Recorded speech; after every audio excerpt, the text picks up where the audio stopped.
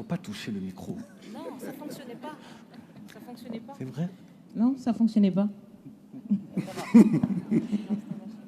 Et je pense que c'est ce que Arthur a dit, lorsque ça ne marche pas, il faut le reconnaître.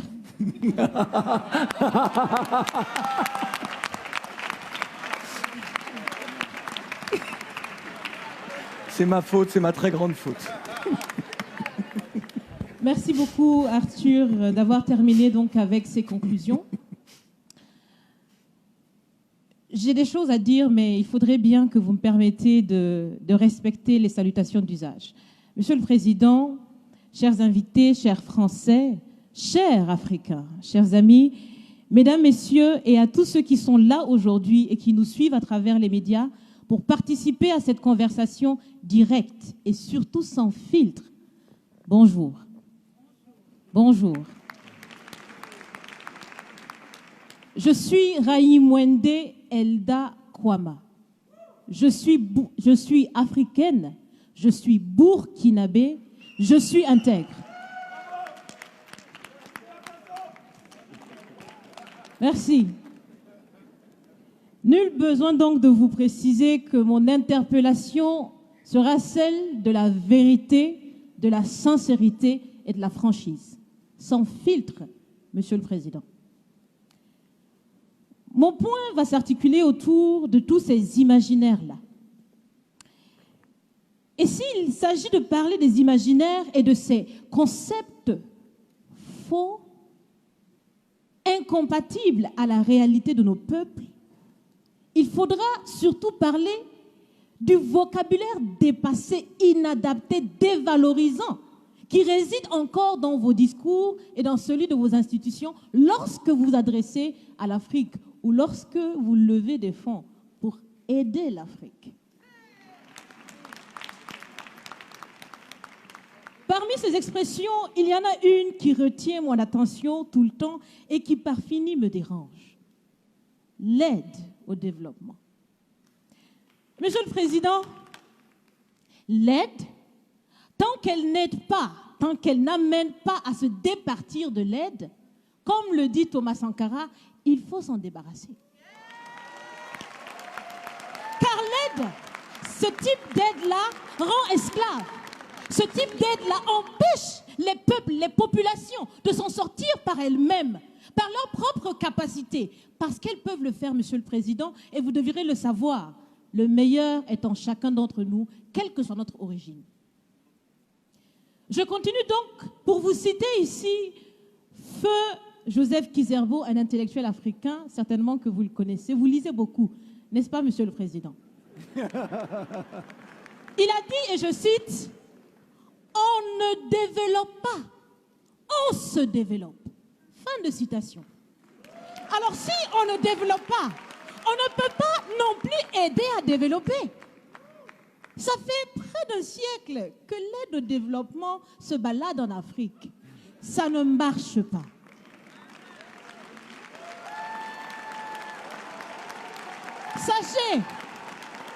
Sachez que l'Afrique se développera par elle-même, par le potentiel local et celui de la diaspora, et certainement dans l'interdépendance avec les autres nations de la planète, mais surtout à travers des collaborations saines. Je répète, saines, transparentes, constructives. Il y a des têtes bien faites, il y a des investisseurs aussi en Afrique. Nous innovons déjà en Afrique. Et si ce n'est pas co-constructif, dans cette relation qu'on imagine, on n'en veut pas. C'est donc fini? C'est donc fini les expressions « Sauvons l'Afrique !» Aidons à développer l'Afrique, il y a tellement de misérables là-bas. C'est fini, Monsieur le Président.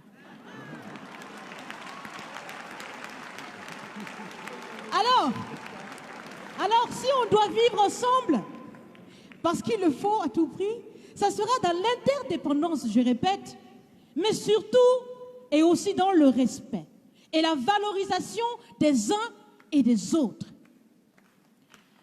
Monsieur le Président, vous avez voulu ce sommet différent, vous nous avez appelés, nous, société civile, tout en sachant bien que tout ce qu'on peut faire, c'est dire ce qu'on pense. Vous êtes un président, vous pouvez prendre des décisions, que chacun prenne donc ses responsabilités dans ce sommet. Monsieur le Président, je vais vous proposer des actions concrètes. Est-ce que vous savez, je pense que vous le savez, l'AFD, l'Agence française de développement, fête bientôt ses 80 ans. C'est l'occasion de faire différemment. Changez déjà le nom, changez le fond. On l'a si bien dit, on veut des partenariats qui soient clairs, qui soient transparents, où nous aussi on peut parler, on a notre mot à dire, on peut aussi agir et on peut mettre aussi de l'intellect et des ressources financières sur la table de la discussion. Je vais finir parce que j'aime bien échanger avec Monsieur le Président. Mais je vais finir. Et je vous propose de visualiser avec moi ceci. Si la relation entre les pays d'Afrique et la France était une marmite, sachez qu'elle est très sale, cette marmite. Elle est sale de reconnaissance légère des exactions commises. Elle est sale de corruption. Elle est sale de non-transparence. Elle est sale de vocabulaire dévalorisant. Elle est sale, Monsieur le Président. Je vous invite à la recurer par des actions concrètes. J'ai déjà proposé des actions, commencez. Mes amis le feront aussi. Si vous refusez de la laver, si vous voulez quand même préparer là-dedans, je ne mangerai pas. Nous ne mangerons pas. L'Afrique ne mangera plus. Le repas. Écoutez. Le repas.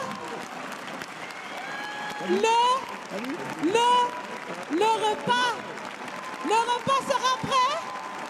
Vous serez le seul à table avec un appétit difficile. À bon entendeur, salut. Merci.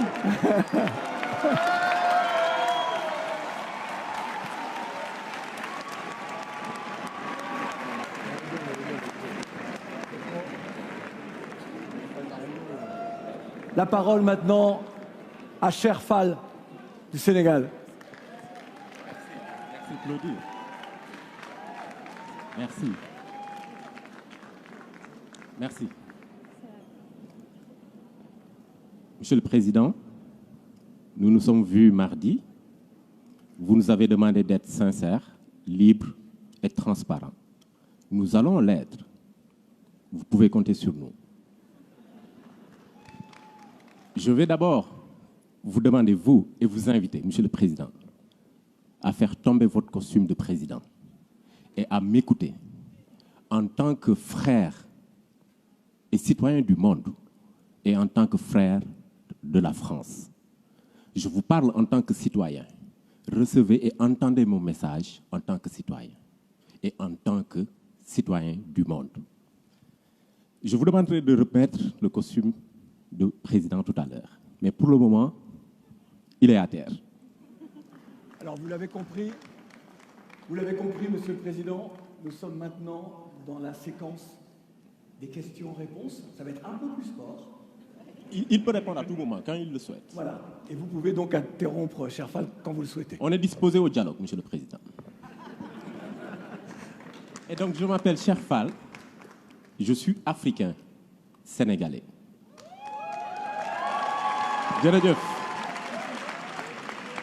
Je suis, Monsieur le Président, à la tête d'une organisation panafricaine qui est présente dans 40 pays.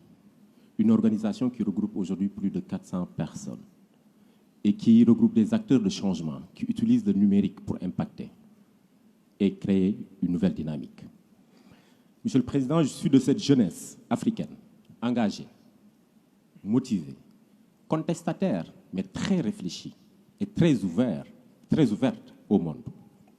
Je suis Cher Fall, je porte ma voix et je porte la voix des frères et sœurs d'Afrique et je porte la voix de toutes ces personnes qui, aujourd'hui, sont frustrées, mécontentes et très contestataires contre la France. Je porte la voix de ces personnes-là aussi à travers Internet qui nous insultent, qui nous traitent de moutons. Parce que tout simplement, on a accepté votre invitation, Monsieur le Président. On est venu dialoguer et derrière, on se fait insulter. On est venu réfléchir pour imaginer des lendemains. Et on se fait discréditer. Je vais vous dire pourquoi. Ces personnes-là qui, derrière le clavier, nous insultent, nous comprenons et entendons leurs insultes. Et nous voulons porter leur voix. Et je vais vous les transmettre. C'est de la colère, c'est de la tristesse et c'est beaucoup de mécontentement. L'Afrique et la France ont eu un passé commun. Et ce passé est toujours présent, lourd à porter pour nous. Nos grands-parents nous ont raconté l'histoire de la colonisation. Elle est d'hier, elle n'est pas encore ensevelie. Nos parents nous ont raconté la France-Afrique et ce qu'a été cette France-Afrique. Mais, Monsieur le Président, nous, mes sœurs et frères africains, sommes en train de vivre, de subir et de supporter cette relation France-Afrique. C'est cela que j'ai envie de vous transmettre et de vous dire. Nous sommes ici pour discuter, dialoguer, réfléchir sur les futurs souhaitables. Il ne serait pas possible de le réaliser, ce futur, tant que le passé n'a pas été pensé. Pensé, P-A-L. Pensé, reconnu. Il serait une chimère que de vouloir un futur avec les plaies du passé. Monsieur le Président, ce passé est lourd et continue à peser sur nous.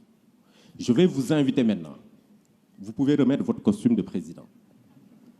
Je vous invite ici et maintenant à un rendez-vous historique. Je vous invite à prendre ici et maintenant des engagements forts, des décisions fortes pour reconnaître et accepter de demander pardon au continent africain. Vous sentez beaucoup d'émotion dans ce que je suis en train de dire. Effectivement, je suis très ému et je sais que je ne suis pas le seul à être ému. Mais j'ai envie de vous inviter à ressentir un peu de cette émotion. Après cela, Monsieur le Président, je vous inviterai à cesser de coopérer et de collaborer avec ces présidents dictateurs en Afrique.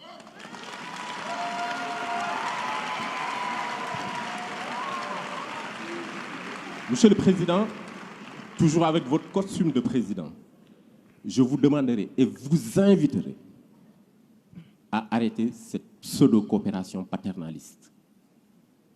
Programmez un dispositif de retrait progressif et définitif de vos bases militaires en Afrique.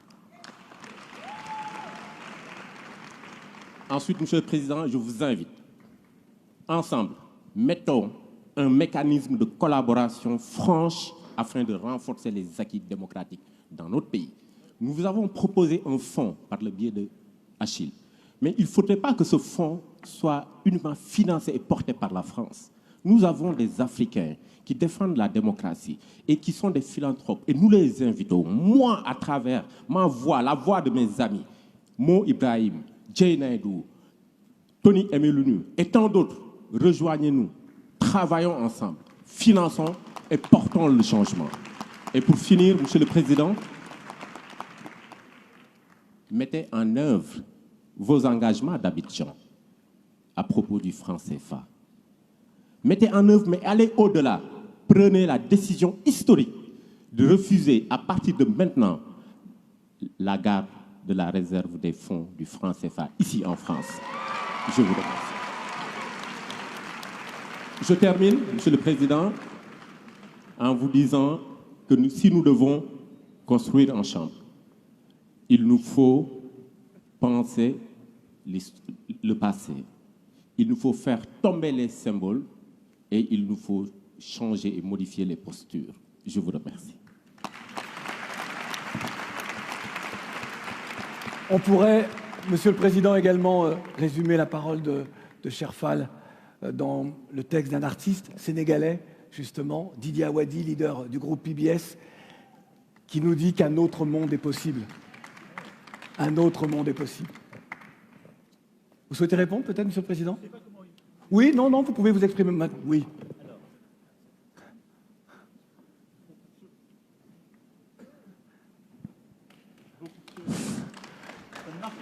Faut-il... Non. Ça ne marche pas. Voilà, Maintenant, mais ça parce marche. que vous n'aviez pas le bon micro, Monsieur le Président.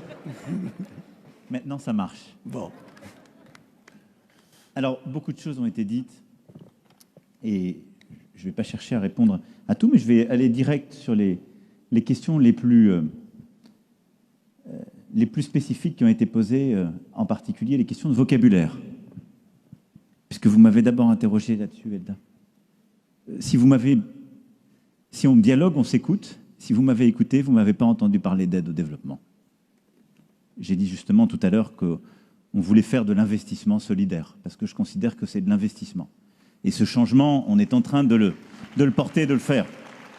Et donc, je dis ça parce que ce qu'on est en train de faire est très important.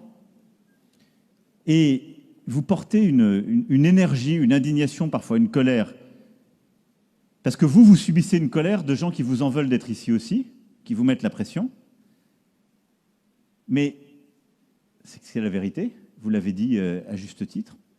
Mais je ne voudrais pas non plus que vous vous mettiez à me reprocher tout ce que les autres ont pu faire ou font à côté, mais que j'ai décidé de ne plus faire moi. Parce que j'aurais le même sentiment d'injustice que vous.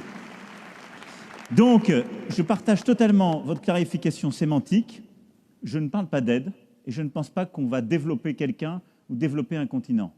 Je pense que vous savez beaucoup mieux que moi, et vous l'avez d'ailleurs montré avec beaucoup d'énergie, ce qui était bon pour votre pays, ce qui était bon pour votre continent.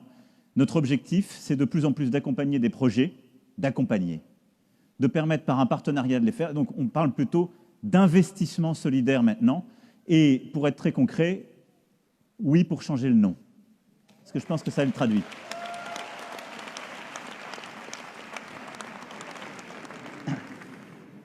Aujourd'hui, déjà, moi, ce que je retiens de ce que vous dites, c'est que je l'ai dit à Ouaga 1,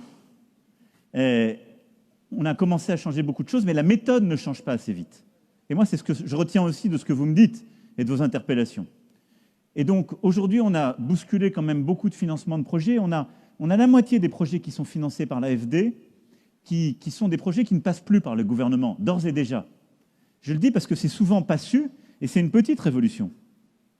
La moitié. Il faut qu'on continue à monter. Malgré tout, à un moment donné, va se poser la question, je vous la pose en toute franchise, vous allez sans doute vous engager dans vos pays. Vous le faites pour certains déjà. Vous allez gagner des élections démocratiques. Ce que j'espère, on fera tout pour les accompagner. Le jour où vous serez des dirigeants démocratiquement élus, vous me direz, Président de la République, pourquoi vous n'aidez pas des projets que moi je porte? Donc tout ce que porte un gouvernement n'est pas mauvais, non plus. Le tout, c'est que ce gouvernement soit l'émanation d'un processus démocratique reconnu. Je dis ça parce que je ne voudrais pas qu'on tombe de l'autre côté du cheval. Et que vous aurez tous à évoluer aussi, et qu'on aura à faire évoluer des systèmes. Il y a aujourd'hui des pays d'Afrique où les gouvernements sont démocratiques, respectent les règles, portent des vrais projets, et on les accompagne. Et je l'assume totalement. Et il y a des projets qui ne sont pas portés par les gouvernements. Il y a des gouvernements avec lesquels parfois on durcit le ton. Certains d'ailleurs vous en venez. Et dans ces gouvernements, dans ces pays-là, on décide plutôt de financer des projets qui sont portés par la société civile. On va le faire de plus en plus, mais je ne voudrais pas qu'on tombe dans des caricatures, parce qu'il y a aussi des gouvernements en Afrique qui sont démocratiquement élus, qui ont le droit de porter des projets et de demander un investissement solidaire de la France ou de l'Europe. Ça, c'était mon point. Donc oui pour changer le nom, oui pour changer les termes, parce que je partage ce que vous avez dit et je l'ai moi-même défendu. Alors après, peut-être que pour les gens, ça n'a pas été clair, cette histoire de marmite, même si ça a suscité beaucoup d'enthousiasme. Oh, si. C'était très clair. Donc, je vais essayer de redire où on en était de notre débat ensemble. Parce que je suis d'accord, je pense qu'il faut laver la marmite. Mais si vous êtes honnête avec moi, ce que j'ai dit, c'est on ne changera pas la marmite et il y aura toujours des traces. Et ça va faire le lien avec la question sur le pardon. On pourrait dire c'est notre tentation à tous. Il est sans doute possible que moi-même, dans mes engagements politiques, j'ai parfois cédé à ce désir ou cette expression de dire avec nous tout va changer, on va tout réinventer. C'est pas vrai. On est tous les enfants d'une histoire, les héritiers de cette histoire. Elle pèse beaucoup plus lourd que nous, elle nous encombre. Et donc cette marmite, elle est en effet pleine de toutes les tâches que vous évoquez. Elle est très... Et le ragoût qu'on y fait n'est plus très bon. Vous l'avez dit. Et donc, il faut à la fois continuer à faire des choses, parce que ce sont des projets, ce sont des vies. Et donc, j'assume complètement qu'on continue à investir, mais il faut changer les termes, le regard, et rééquilibrer la relation. C'est ce que vous me demandez. Là où je veux être clair, c'est quand je dis on ne la changera pas, c'est que ce n'est pas vrai qu'on oubliera le passé et ses blessures. Et donc, il faut les assumer. Et donc ça passe par un discours de reconnaissance, de considération et de capacité à aller au-delà. Voilà. Mais je voulais être clair. Donc oui, on va relever les manches et on va la récurer. Mais il restera toujours des trucs. Mais surtout, on va faire beaucoup d'autres projets et on va regarder l'avenir.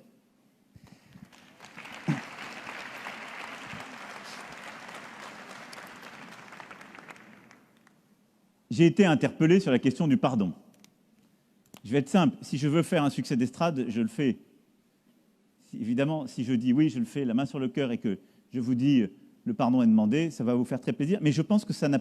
Je vous le dis très sincèrement, sur ce que vous me demandez, ça n'est pas ça ce que je dois faire. Pourquoi ? Parce que c'est trop facile. Il m'est arrivé de demander pardon. Je l'ai fait d'ailleurs il n'y a pas si longtemps, ça a été une des rares fois, pour la question des harkis en France. Parce qu'il y a une série de responsabilités particulières, très concrètes, très traçables, et que j'assume totalement, et qui enclenchent un processus de réparation, y compris de gens qui ont vécu ça dans leur vie, dans leur chair, et des enfants qui ont été élevés derrière des barbelés jusqu'à assez récemment. Dire le pardon, ça voudrait dire qu'en quelque sorte, je voudrais me délier. Et je ne crois pas à une politique de pardon, en tout cas dans le lien qu'il y a entre la France et l'Afrique. Je crois à une politique de reconnaissance, d'abord et avant tout. Je l'ai assumé, cette reconnaissance, y compris quand j'étais candidat, et je l'ai assumé comme président. Oui, la France a une responsabilité immense, puisque la France a été un pays qui a organisé le commerce triangulaire et la colonisation. Elle n'est pas le seul, mais elle y a largement contribué. Et donc oui, il faut reconnaître cette responsabilité, assumer de la porter, elle fait partie de notre passé et de la relation. Donc oui au discours de reconnaissance, aujourd'hui comme demain. Parce qu'une fois que je reconnais, je nomme tout ce qui va avec, je nomme ce que les historiens ont documenté, ce qui est établi en vérité. Et j'en prends ma part, mais je ne m'en débarrasse pas. Mais est-ce que moi, je peux demander pardon au nom de cette histoire à votre génération? Je pense qu'à ce moment-là, ce qu'il y a derrière le pardon, c'est la volonté, en quelque sorte, pour le coup, de passer à autre chose, de m'en débarrasser. Et je ne pense pas que nous nous débarrasserons de cette histoire. Et donc, avec la question de la reconnaissance, il y a pour moi celle plutôt d'une politique de la promesse. Je cite mes maîtres, mais Paul Ricoeur a beaucoup mieux que moi écrit là-dessus. Il n'y a pas de politique de pardon. Il y a une politique de la reconnaissance et il y a une politique de la promesse.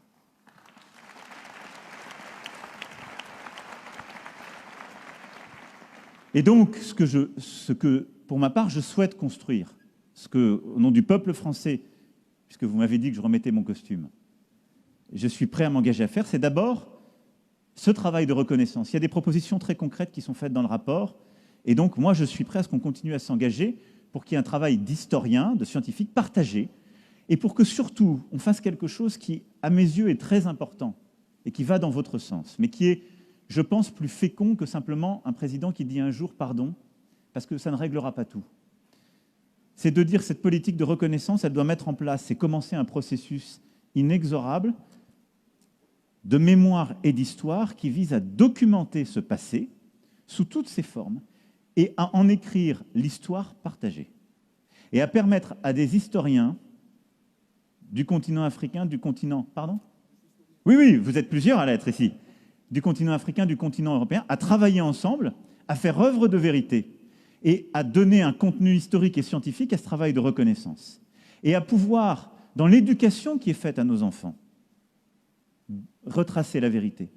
Je le dis parce que je viendrai après à la partie émotion. On a eu tout à l'heure cette discussion, et ce dont on parle est fondamental. Mais aujourd'hui, il y a aussi beaucoup de gens qui manipulent notre histoire.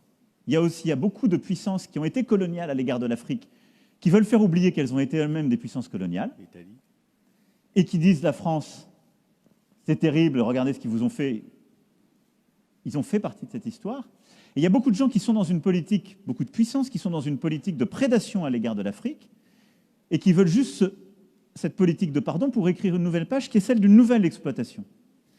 Ce qui a de sens, ce n'est pas pardon et oubli qui va avec, et en quelque sorte faute dont on se serait débarrassé. C'est politique de reconnaissance, travail d'historien et historiographique, rapport à la vérité pour ne pas répéter les erreurs du passé, mais pour écrire une histoire commune qui soit enseignée de part et d'autre, de nos rives à nos enfants. Et nous avons ce travail à faire en France parce que nos enfants n'ont pas encore des programmes dans les livres d'histoire qui disent tout cela, cette histoire. Et donc ça a commencé, on le sait, il y a un très gros travail qui a été commencé, mais il faut le parachever, il faut aller au bout de ça. Et qui n'est pas un travail, j'entends souvent ça, de honte de soi ou de repentance, comme on dit, non, qui est un travail de vérité. Il n'y a pas de fierté sans vérité. Sinon, il y a des mensonges. Donc moi, je suis extraordinairement fier d'être français, comme vous êtes fier d'être africain, et je le suis d'autant plus que je veux qu'on assume la vérité de tout notre passé, de tout ce qu'on veut faire ensemble.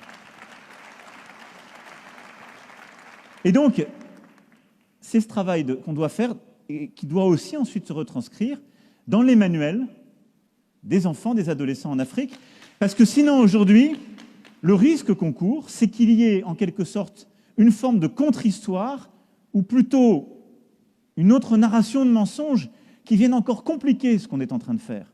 Parce qu'on est en train aussi d'expliquer aux jeunes Africains quelque chose qui n'est pas non plus leur histoire et qui n'est pas davantage la vérité. À côté de ça, ce que vous avez témoigné, moi je le respecte profondément, c'est une émotion. C'est une volonté de changer, c'est des colères, des impatiences, ce qui montre que ce rapport à la vérité n'épuise pas tout. Parce qu'on a très longtemps refoulé les choses.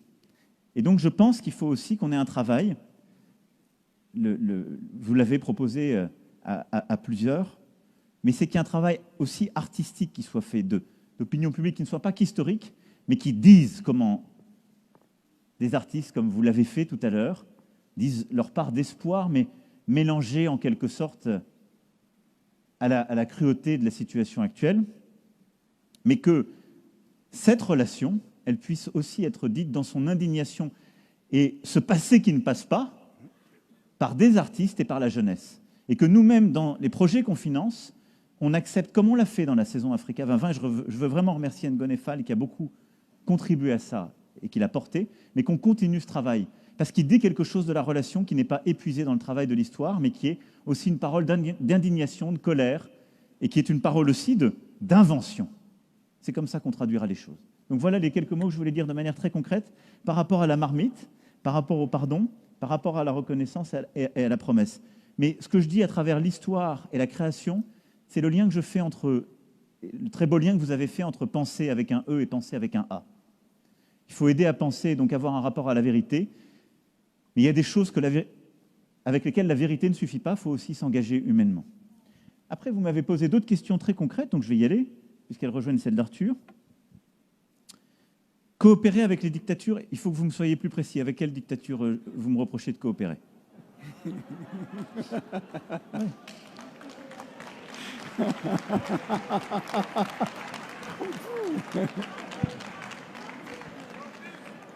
Sans filtre. Monsieur le Président, c'est vous le Président. Ah oui. Mais c'est vous qui coopérez. C'est nous qui subissons. Non, cher. On entend la salle. Moi, je vais vous dire. Oui. Il y a le Tchad à côté. Allez, cher. On vous écoute. Aujourd'hui, on peut avoir une liste très longue. Mais je vais vous dire, nous... Oui, on va y arriver. Je sais que vous voulez faire la liste. Laissez-moi y aller avec Monsieur le Président. Alors, Monsieur le Président, chez nous, ce qu'on appelle dictature, c'est ces présidents-là qui, par souci et par velléité de durer au pouvoir et d'y rester éternellement, modifient des constitutions, organisent des élections, tripatouillent ces élections et se maintiennent au pouvoir. C'est ce qu'on appelle, nous, cette dictature de la démocratie. Et je pense que vous les connaissez aussi.